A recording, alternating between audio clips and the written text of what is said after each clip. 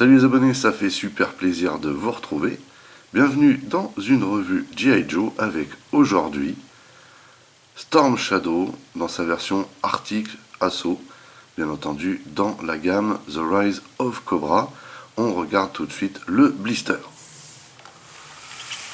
Comme d'habitude, un blister inhérent à cette gamme, découpé d'une manière un peu particulière, avec ici l'intitulé de la gamme et du film, bien sûr. Ici on voit le Storm Shadow qu'on va retrouver à l'intérieur du blister, encore une très très belle illustration. Ici la figurine qu'il me tarde de déballer, trop cool.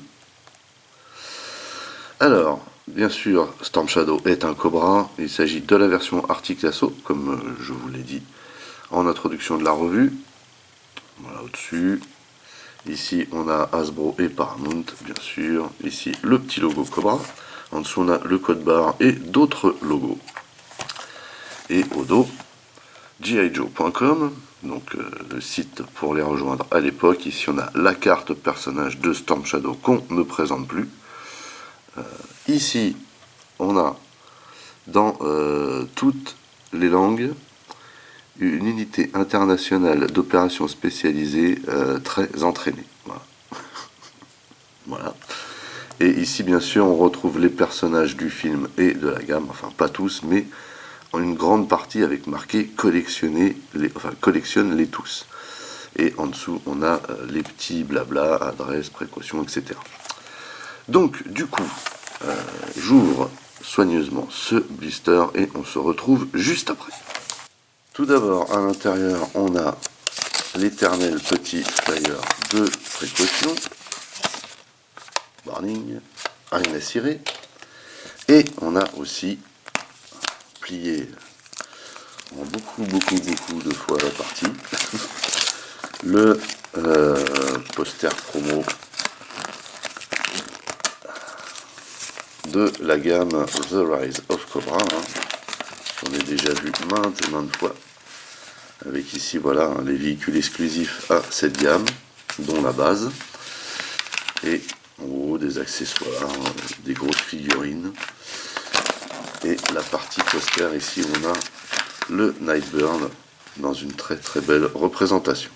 Et enfin, on a ici Storm Shadow. Alors, il y a beaucoup de matos, encore une fois.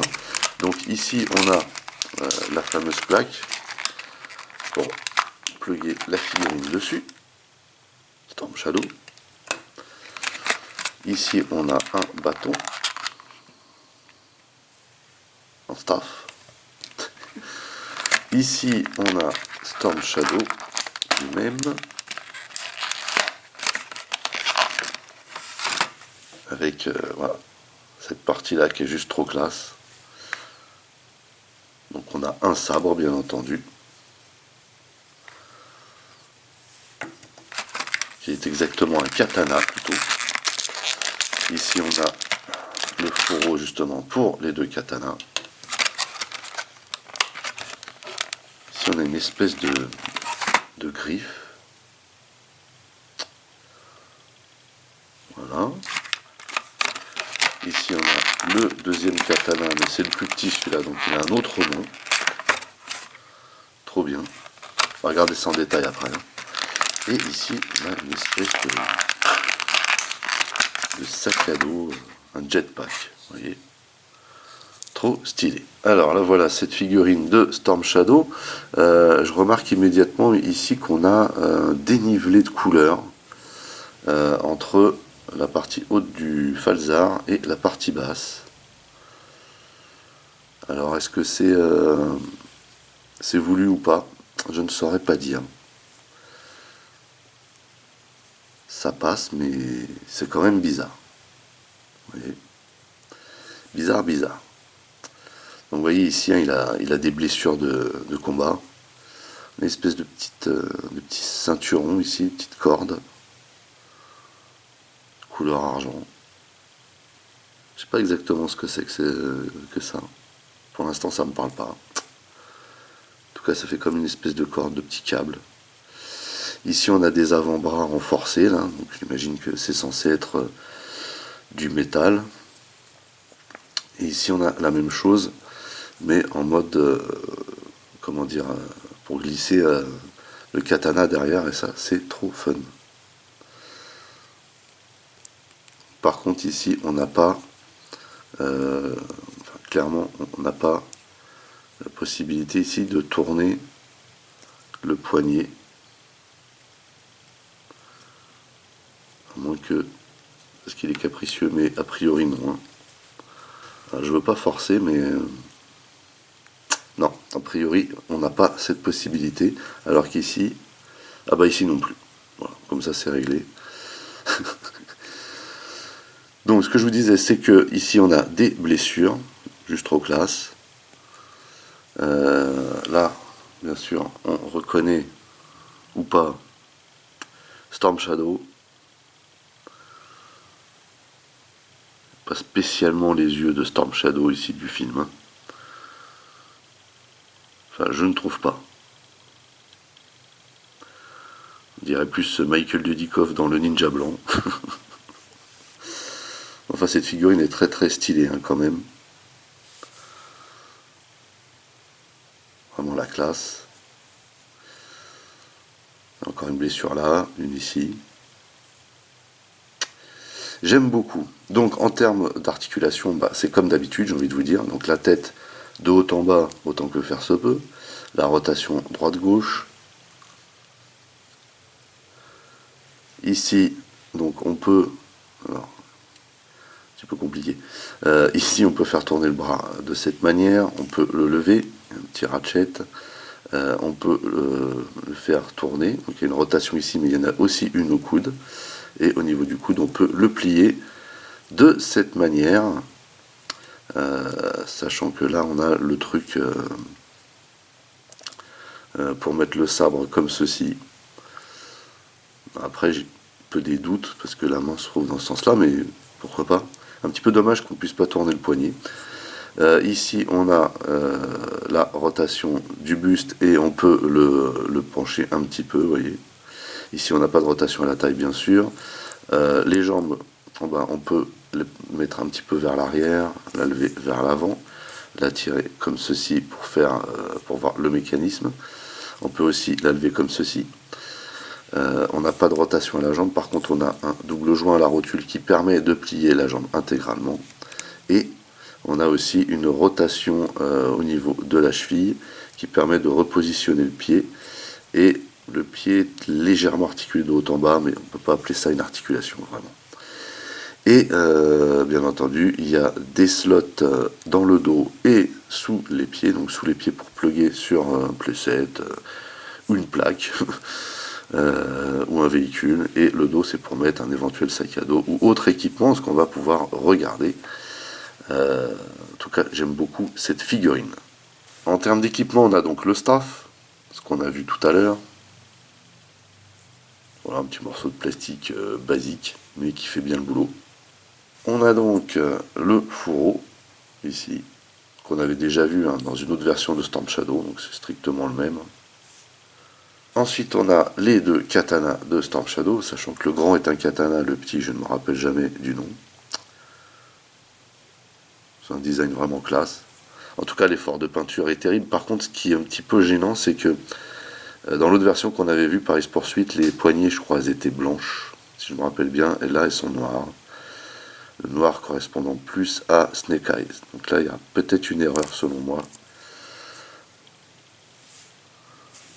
Voilà. Mais en tout cas, c'est stylé. On a bien entendu la plaque pour fixer Storm Shadow. On a ceci, et ceci, je me demande si ça vient pas se loger. Est-ce que ça viendrait compléter peut-être cette partie-là? Non, même pas. Hein. J'ai pas l'impression. Quoique, peut-être.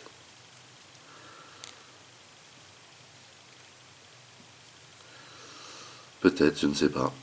Ou alors, ah, peut-être comme ça alors. Ouais, peut-être ça. Avec, vous voyez, on le fait pousser comme ça. Peut-être que ça peut marcher comme ça, je ne sais pas. C'est vraiment dommage qu'ils aient pas fait en sorte que la main puisse tourner.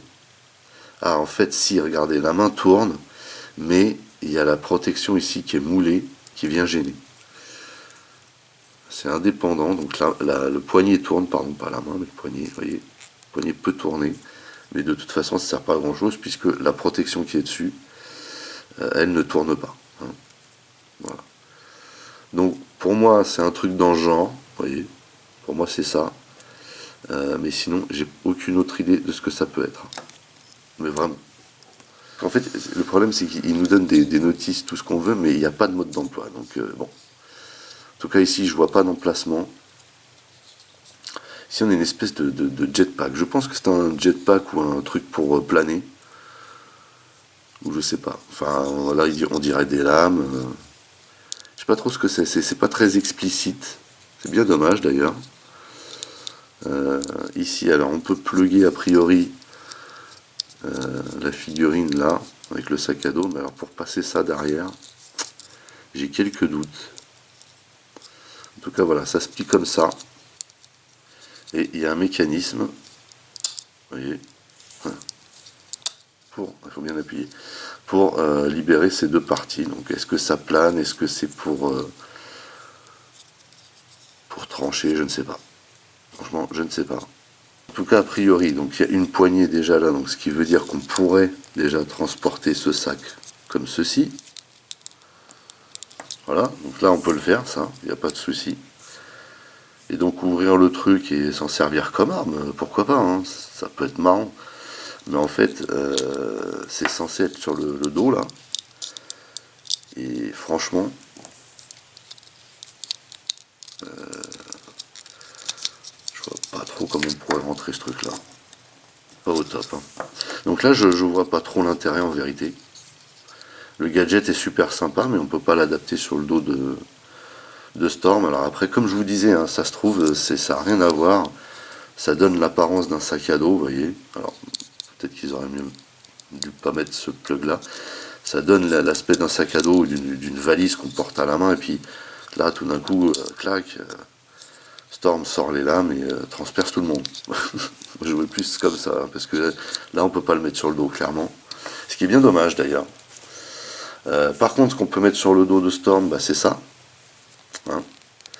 C'est le fourreau pour les deux katanas. Savoir qu'on a le grand ici. Et comme je vous disais, pardon, vous voyez qu'ici le sabre, enfin le katana, hop, est noir, ce qui n'est pas du tout Storm Shadow cette histoire. Hein. Et bon voilà. Cool. Ici on a donc le bâton, donc le staff. Et donc je vous ai montré hein, ici le gadget. Ce qui est assez bizarre quand même, mais ici vous voyez que ça rentre parfaitement, donc pour moi c'est un gadget. Cependant, on a vu qu'on pouvait mettre aussi un sabre, on pouvait glisser un sabre derrière, ce qui est pas mal hein, en soi. Je vais y arriver. Ok, voilà, merci. Alors, donc on peut glisser le sabre de cette manière. Voilà, pourquoi pas.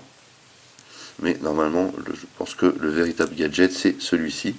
Il est fort dommage qu'ils nous mettent des dépliants dans les blisters qui n'expliquent pas la fonctionnalité des gadgets et autre chose. Alors après, j'ai envie de vous dire, oui, c'est pas trop compliqué, mais quand on se retrouve dans ce cas de figure, voilà. Donc là, par contre, à noter quand même que le renfort, là, ce qui est censé être le renfort métallique, selon moi, n'est pas au top, parce qu'il se trouve vraiment à l'intérieur ici. Voilà, c'est pas ça. Hop, on va réussir à le mettre, j'ai réussi à le mettre une fois. Il n'y a pas de raison. Comme ceci. Voilà. Donc vous voyez, pour moi, c'est ça le gadget hein, ici. Et donc bien sûr, il peut tenir à la main son espèce de sac à dos qui est vraiment plus un gadget pour tromper l'ennemi et non pas un sac à dos, puisque ici vous avez vu qu'on ne peut pas le mettre sur le dos. Les bandoulières là, qui sont plutôt stylées d'ailleurs, ces bandoulières ne nous le permettent pas. Oui, c'est ça. Et c'est bien dommage, j'ai envie de vous dire. Alors du coup, on peut mettre Storm et son Barda sur la plaque, enfin j'espère, parce que les trous sous les pieds ont l'air un peu petits là. Voilà, c'est bon. Alors c'est impossible sur celui-là, hein, le trou dans le pied est trop petit. C'est bien dommage. Celui-là par contre fonctionne très bien. Donc on va plutôt tabler là-dessus. Hein. Voilà, bah écoutez, c'est terminé pour cette revue portant sur Storm Shadow dans sa version Arctic Assault. Une figurine vraiment très sympa. Alors déjà l'aspect blessure, torse nu avec là, la cagoule déchirée, vraiment classe. Encore du beau matos dedans, et puis j'aime bien les renforts au niveau des bras là. Par contre, plusieurs interrogations. Déjà, pourquoi ce ne sont pas les yeux du Storm Shadow du film? Première question. Deuxième question, est-ce que c'est normal que le Falzar ait une partie grisâtre et une partie blanche? Voilà. Et une interrogation surtout par rapport à ce gadget. Est-ce que c'est juste censé donner l'illusion d'un sac pour que ce soit une arme, voilà, ou est-ce que c'est vraiment censé être un sac puisqu'il y a un plug, et auquel cas bah, ce n'est pas du tout fonctionnel et c'est bien dommage. Autre petit détail, j'ai envie de vous dire, les manches des katanas qui normalement sont censés être blancs. Voilà, voilà. Donc ça fait quand même beaucoup de petits détails bizarres selon moi, voilà, qui ne correspondent pas au Storm Shadow. Mais bon, voilà, pourquoi pas. Pourquoi pas. En tout cas, c'est une très très belle figurine, très originale, qui en plus va bien au niveau de la gamme, hein, c'est-à-dire dans l'historique du film par exemple. Et puis c'est vraiment sympa d'avoir sorti cette variante de Storm torse nu à blessé, comme on peut le voir justement à la fin du film. Voilà. Sur ce, je pense qu'on a terminé. N'oubliez pas d'aller rendre visite à mes partenaires dont les liens figurent dans le descriptif de la vidéo. N'oubliez pas également que vous pouvez lâcher des commentaires. Merci de liker, merci de partager. Pour les nouveaux, n'oubliez surtout pas de vous abonner, c'est très important. Vous pouvez également checker toutes mes autres revues et playlists, et pourquoi pas ma playlist G.I. Joe, The Rise of Cobra. En attendant, je vous donne rendez-vous très très vite. Portez-vous bien et à la prochaine. Allez, bye bye.